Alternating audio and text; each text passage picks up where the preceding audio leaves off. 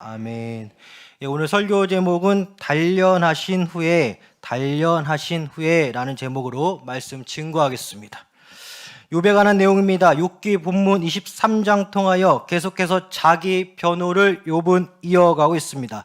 내가 이렇게까지 고난당할 만한 죄를 지은 적이 없다라고 고백하는 욥을 계속해서 만나보게 됩니다. 욥의 안타까운 소식을 듣고 4명의 사람이 찾아옵니다. 아시는 것처럼 엘리바스, 빌닷, 소발, 그리고 엘리우입니다. 가장 연장자인 엘리바스, 비교적 온건하게 욥을 바라보고 있지만 오늘 바로 본문 앞장인 욥기 22장에서는 욥에게 강하게 권면하고 있습니다. 엘리바스가 말이죠.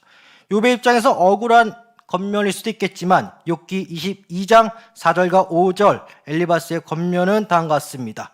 하나님이 너를 책망하시며 너를 신문하심이 너의 경건함 때문이냐? 내 악이 크지 아니하냐? 내 죄악이 끝이 없느니라. 가장 연장자인 엘리바스, 처음엔 다소 욥을 불쌍한 마음으로 바랐던 엘리바스, 하지만 자신의 신앙 경험을 통하여 점점 욥에게 회개하라고 촉구하고 있습니다. 가면 갈수록 엘리바스뿐만 아니라 다른 모든 이들이 인과응보의 관점에서 욥을 몰아세우고 있음을 알 수 있습니다. 즉 언인을 제공한 측은 욥, 이에 합당하게 지금 주님으로부터 고난받고 있다라는 것이 욥을 찾아온 사람들의 한결같은 관점입니다. 이에 욥은 오늘 본문 23장에 이르게 됩니다. 본문 23장 전체 욥기전 중간쯤에서 위치했습니다. 욥은 23장을 통하여 두 가지의 감정을 내포하고 있음을 알고 있습니다. 욥기 23장 처음부터 7절까지는 욥 자신의 억울함을 주님께 호소하고자 하는 마음이 간절합니다. 주님, 저 억울합니다. 특히 23장 6절을 보니까 그가 큰 권능을 가지시고 나와 더불어 다투시겠느냐? 아니로다. 도리어 내 말을 들으시리라. 이 대목을 잘 알 수 있습니다. 욥이 너무나 억울하다. 그럼에도 주님은 아무리 찾아도 찾을 수 없다 욥은 고백합니다. 욥기 23장 8절과 9절. 그런데 내가 앞으로 가도 그가 아니 계시고 뒤로 가도 보이지 아니하며 그가 왼쪽에서 일하시나 내가 만날 수 없고 그가 오른쪽으로 돌이키시나 배울 수 없구나. 억울합니다.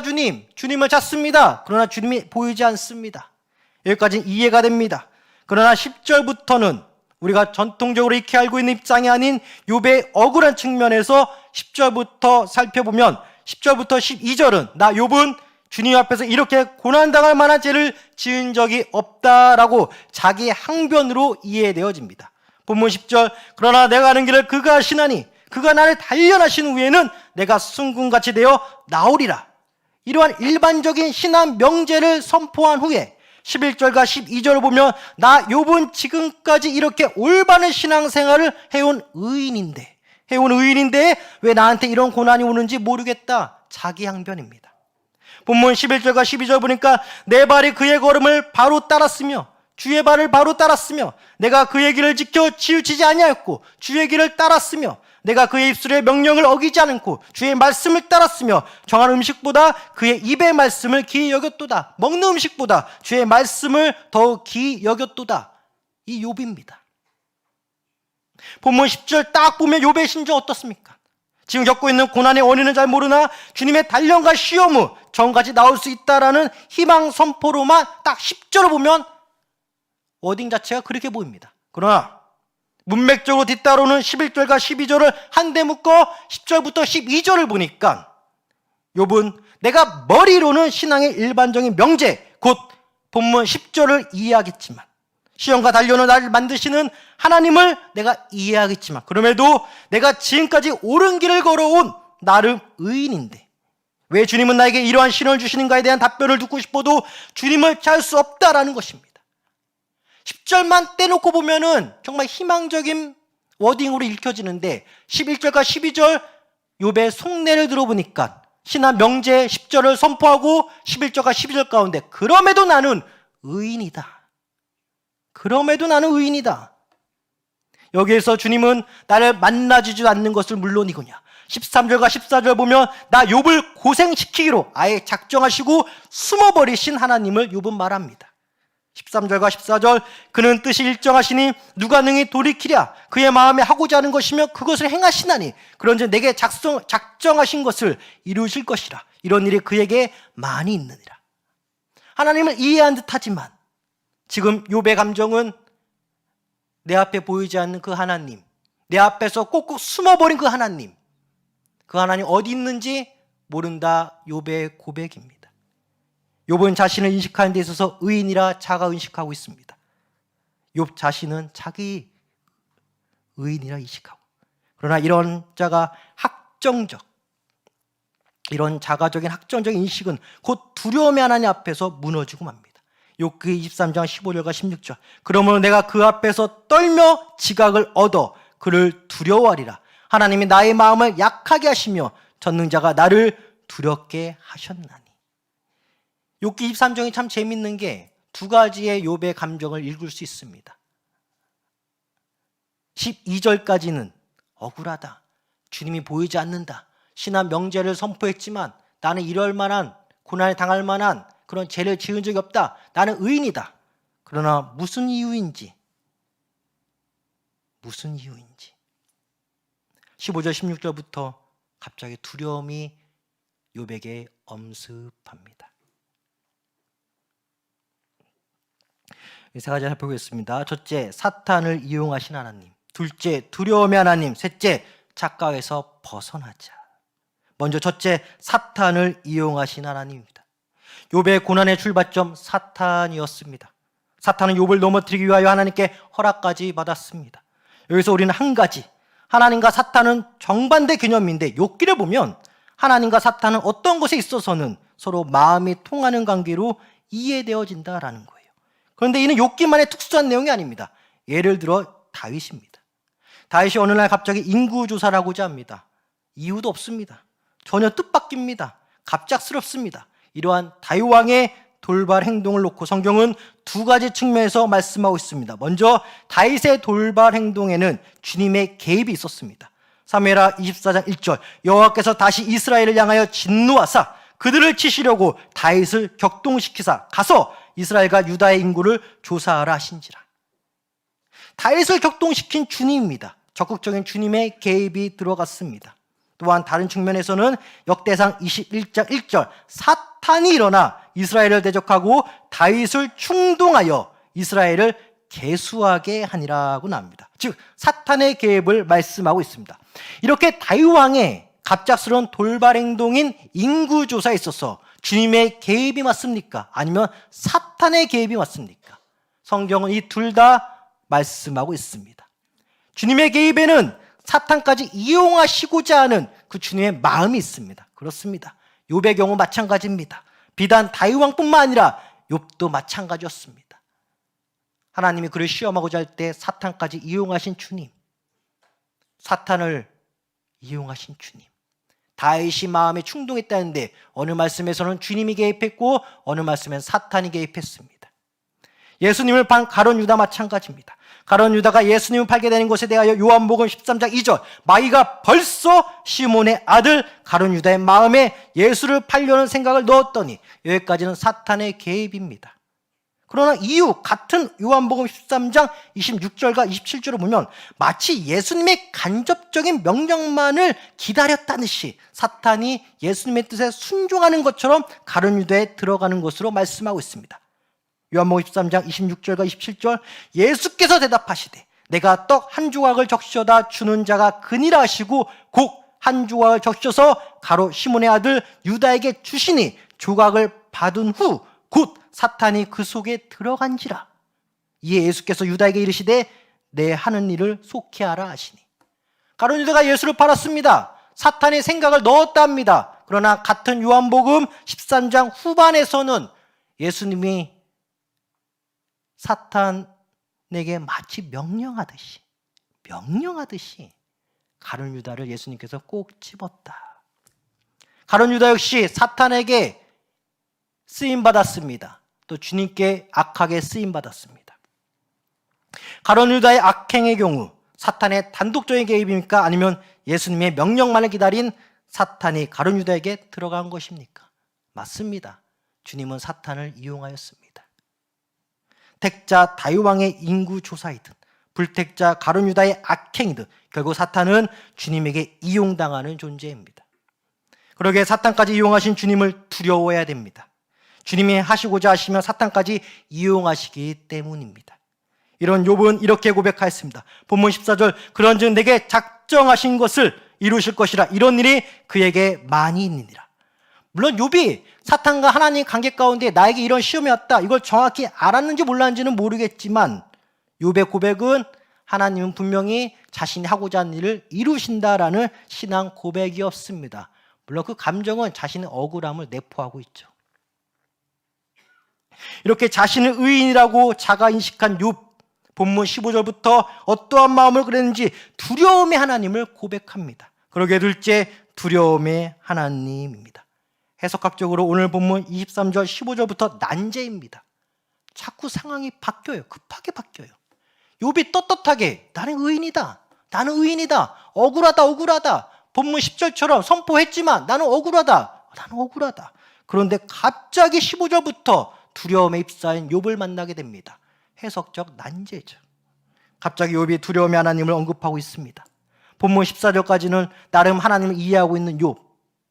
하지만 지금의 상황은 나의 인상하고 맞지 않다, 나의 삶하고는 맞지 않다, 떳떳하게 말하며 동시에 나 욥을 만나주시도 않은 채 숨어있는 하나님을 언급한 욥이 15절부터 갑자기 두려움에 떨고 있다. 갑자기.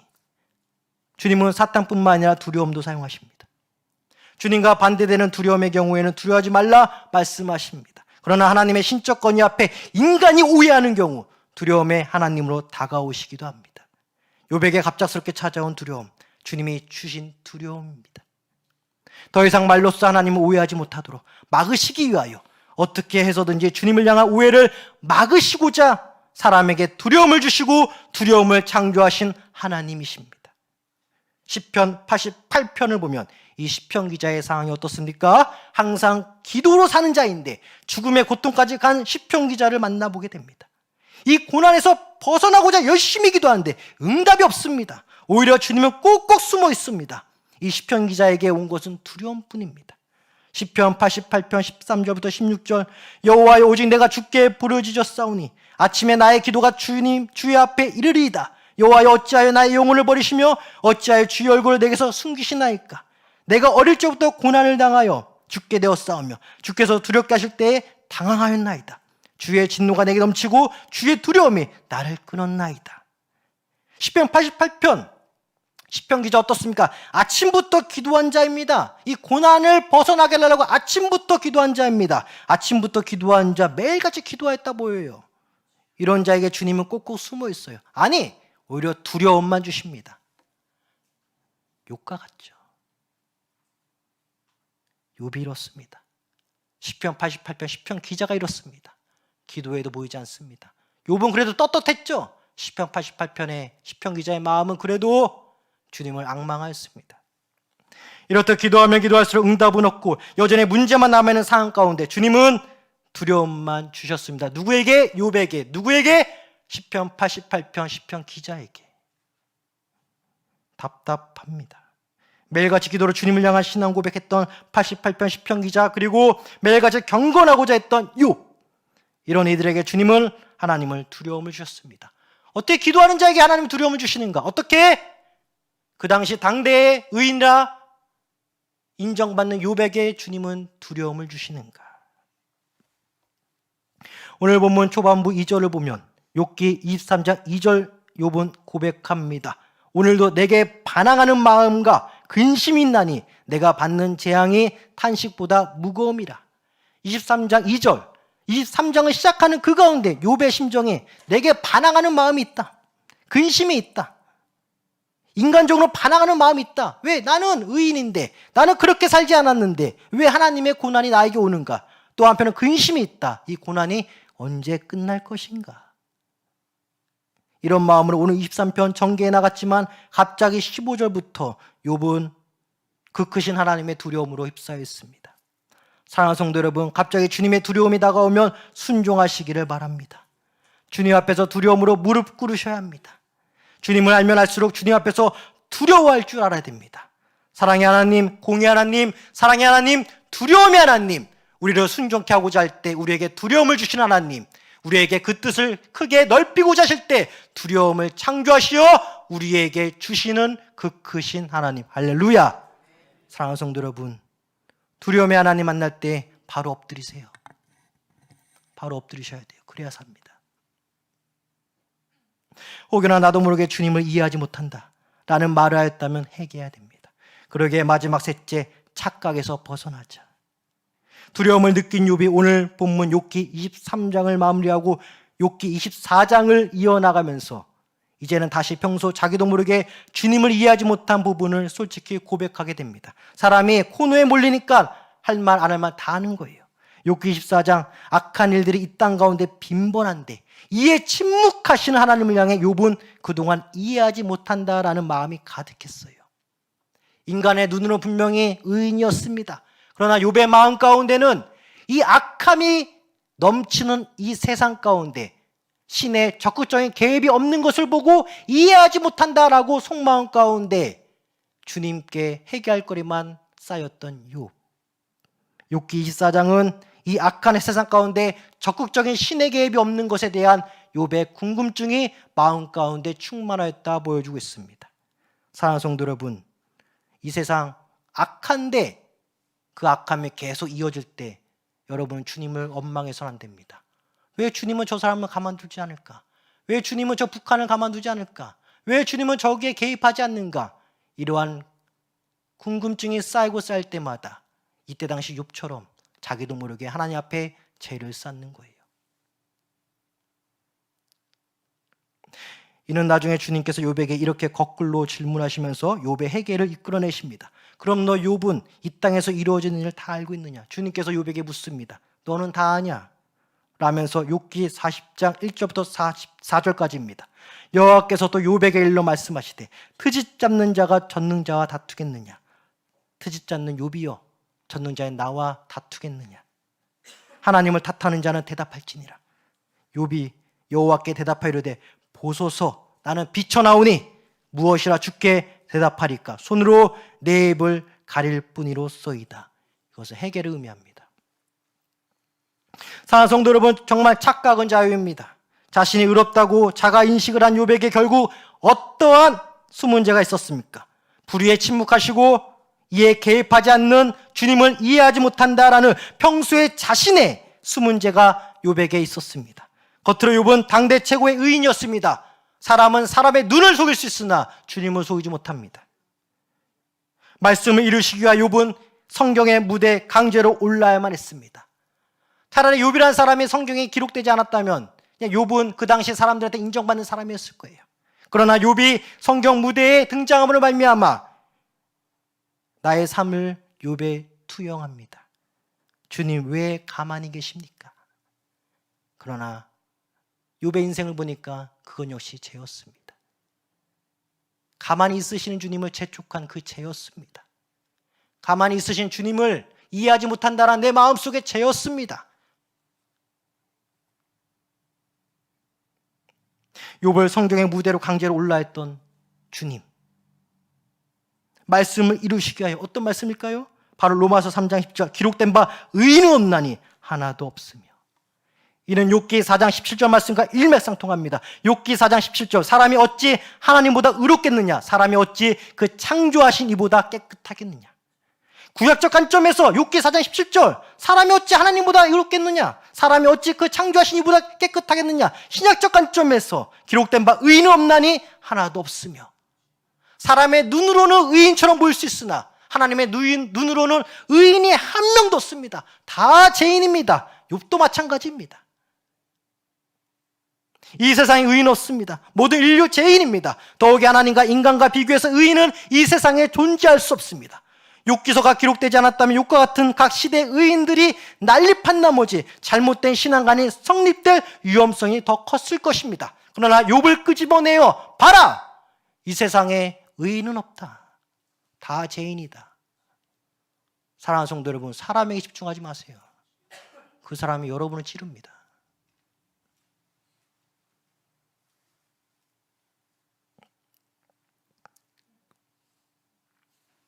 우리가 착각에서 벗어나야 됩니다. 내가 의인인가? 아니요, 의인 아니에요. 저 사람이 의인인가? 아니요, 의인 아니에요. 이 세상에 의인이 없습니다. 착각에서 벗어나야 됩니다.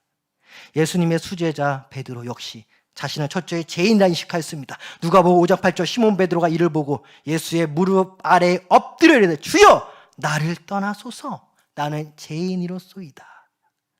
나를 떠나소서 나는 죄인이로소이다. 베드로의 고백입니다. 자신을 죄인이라고 고백한 시몬 베드로에게 주목한 것이 아니라 모든 이가 죄인이라는 것을 철저히 깨닫기 위해서 우리 역시 베드로와 같은 자기 신앙 고백이 유용할 줄 믿습니다. 그러기에 사랑하는 성도 여러분, 오늘 이 금요철 기도 시간에 주님 제가 죄인입니다 라는 고백이 넘치길 소망합니다. 욥이 회개한 후 복을 받았습니다. 회개하면 복이 온다 여기에 집중하기보다는 주님은 사랑하시는 자에게 어떻게든 끝까지 회개의 기회를 주시는 분이라는 것에 집중하시기 바랍니다. 주님이 사탄을 이용하시고 두려움을 창조하신 것은 욥으로 하여금 회개의 자리로 인도하시기 위한 초대장이었어요. 인구조사라는 돌발 행동을 한 다인 역시 끝내 인구조사에 관하여 회개하였습니다. 오늘 설교 제목이 단련하신 후에는 이 말은 곧 사탄과 두려움을 이용하시면서까지 나를 회개시킨 이후에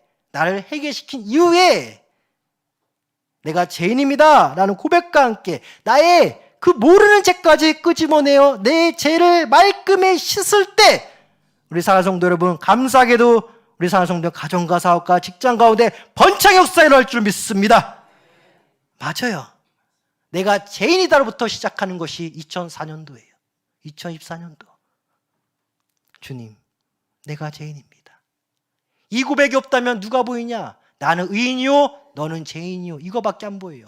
그러나 내가 죄인입니다 라고 했을 때 보이는 것은 주님의 영광과 그로부터 오는 나의 축복입니다. 그러게 오늘 설교 한마디로 정리하라면 회개의 자리로 초대하신 하나님, 회개의 자리로 초대하신 하나님, 회개의 자리로 초대하신 하나님, 할렐루야! 기도하겠습니다.